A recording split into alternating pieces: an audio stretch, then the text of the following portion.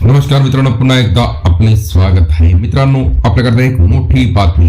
होळीपूर्वी पगार होणार, 3 दिवस मिळणार सुट्टी.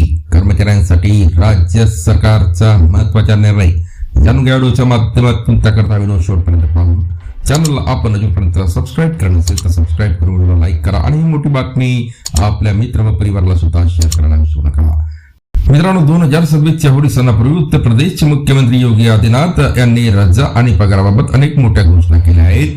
मुख्यमंत्री योगी आदित्यनाथ यांनी सर्व अधिकाऱ्यांना सर्व कर्मचाऱ्यांचे पगार होळीपूर्वी मिळतील याची खात्री करण्याचे निर्देश दिले आहेत.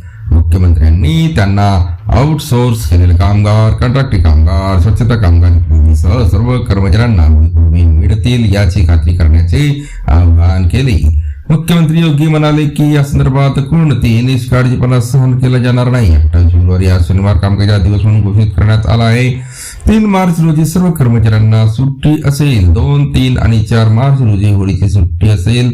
आजपासून आठवड्यातून 5 दिवस उघडी असलेली सरकारी कार्यालय 5 दिवस बंद राहतील अशी घोषणा मुख्यमंत्र्यांनी केली. मुख्यमंत्री योगी यांचा निर्णय सर्वसमावेशक पद्धतीने कमी पगार असलेल्या कर्मचाऱ्यांसाठी विशेषतः त्रासदायक असलेल्या विलंबाच्या पूर्वीच्या तक्रारीचे निराकरण करतो. यामुळे कुटुंबे तणावाशिवाय सण साजरे करू शकतील याची खात्री होते.